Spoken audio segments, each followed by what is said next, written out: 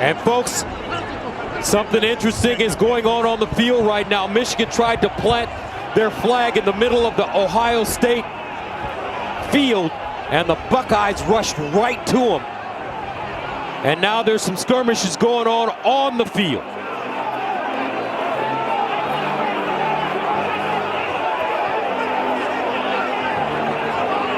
An unsportsmanlike gesture by the Wolverines. Unnecessary. They've won the game. No need to be disrespectful.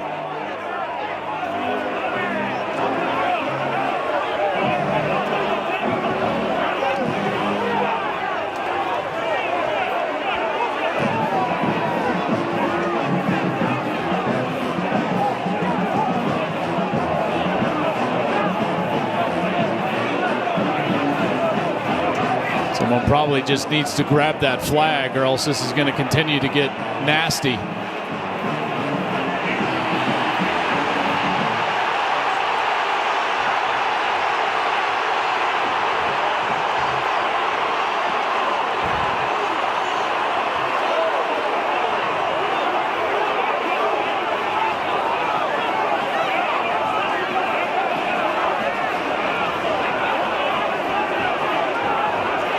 Ugly scene.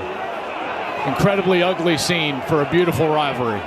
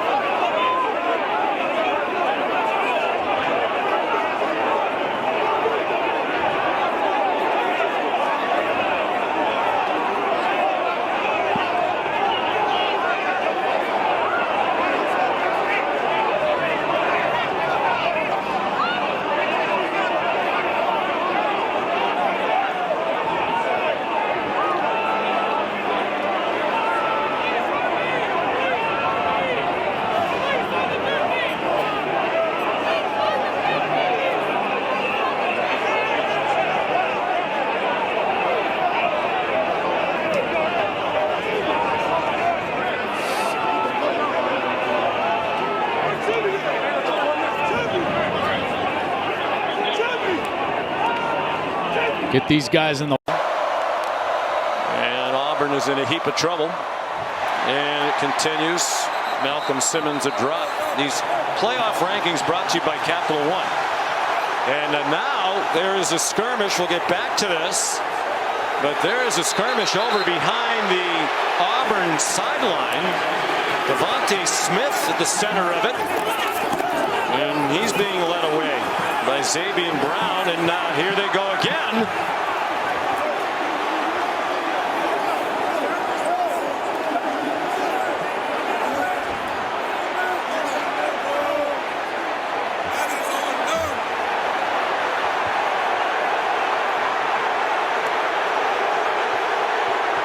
Finally, some Alabama coaches running across the field to get their players out of there. That took quite a while. Devontae Smith, the most heated among those involved. Really escalated quickly, too, because it looked like they were getting ready to disengage, and all of a sudden, chaos on the Auburn sideline. Officials talking about it. We believe Keandre Lambert-Smith was the Auburn player at the center of it. It is rivalry week. It is the Iron Bowl, and emotions always run high. The result of the play is an incomplete pass. After the play, unsportsmanlike conduct, defense number 13 and defense number 8. Only one of the unsportsmanlike conduct penalties will be enforced. 15 yards from the previous spot. Automatic first down. That is both number 8 and number 13's first unsportsmanlike conduct penalty as it counts towards disqualification. Kalen DeBoer out beyond the numbers to voice his displeasure. Nobody on the Auburn side penalized here. Just watch it here as number 8 up top above Keandre Lambert-Smith. That's Devontae Smith just continuing to go at it.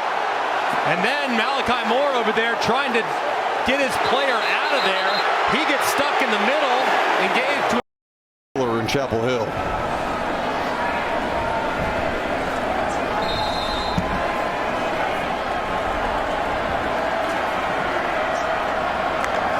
Griswold to throw. Now the pitches. Back over here to Hampton. He's got some blockers in front of him, but he's got to get moving. This will be the final play of the game. And that's how it'll end.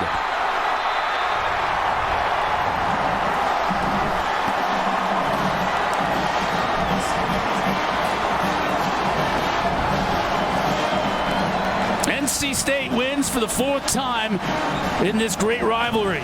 4th straight time.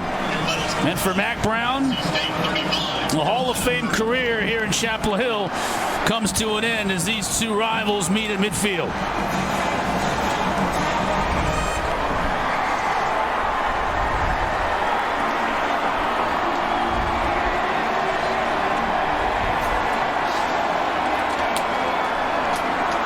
And what a game by both teams. Defenses played outstanding in the first half. Offenses came alive, and the tension in this stadium was palpable. And what a great scene with Mac and Dave Doran embracing at midfield. A lot of respect for each other. There's a fight, looks like, happening in the middle of the field with fans on the field. This is not a pretty scene.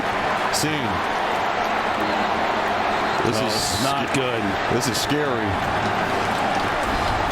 You got players with their helmets off.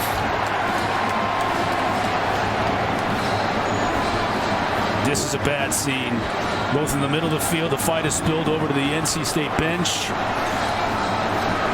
The NC State wanted to plant the flag at midfield, and players like J.J. Jones took exception to it. People laying on the ground, it looks like. This is a dangerous scene right now.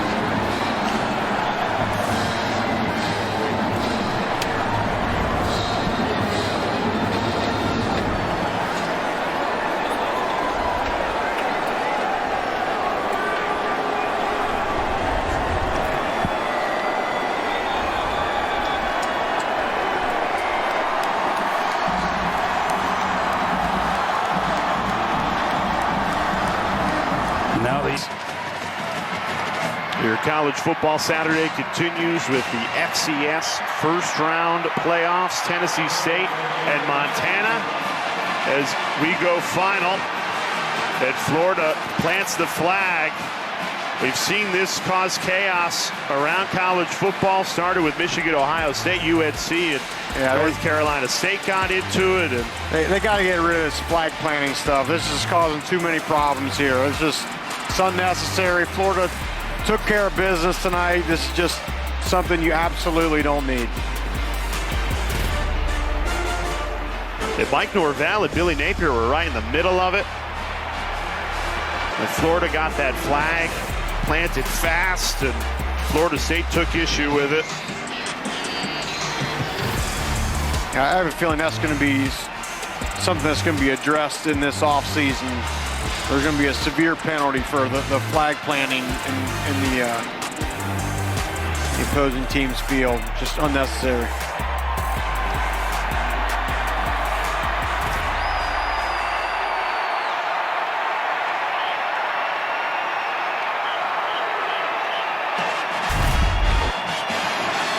It's right in the center of this. Mike Norvell, the head coach, he's the one who rips the Florida flag off the Seminoles logo and throws it. It's unnecessary. Florida came in, they took care of business, they beat Florida State between the lines, and then to have that, Mike Norvell takes exception to it, and I don't blame him.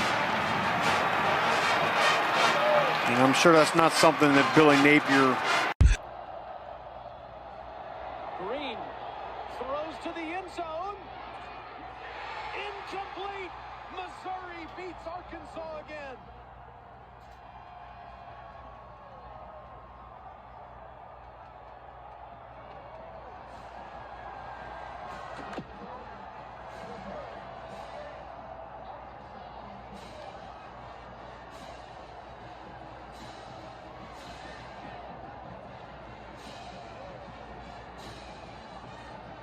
battle line rivalry is continuing after the game is over.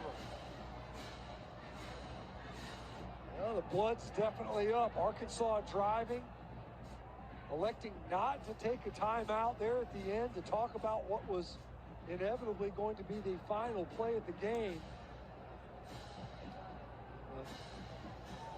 Coaches and players having a hard time getting control of the ending of this one. This has been bubbling up all game. Make sure that's play one more time.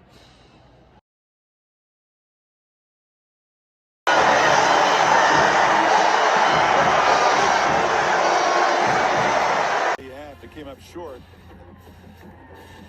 and the Longhorns celebration continues. It'll be a 100-mile trip. Good job by Sark. Off the logo. Here we go. Yep. Off the logo. No need for that. We can celebrate in other areas.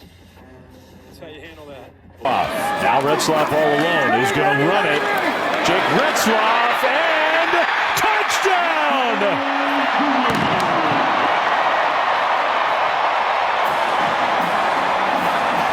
His second rushing touchdown of the game. And now a fight is broken out in the end zone with penalty flags all over the place.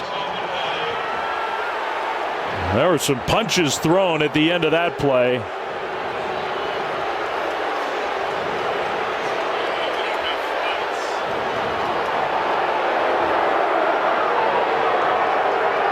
Still trying to get everybody separated.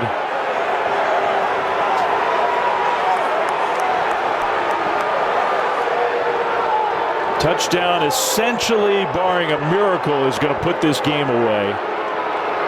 And now we got to sort out all that just happened after the play was over.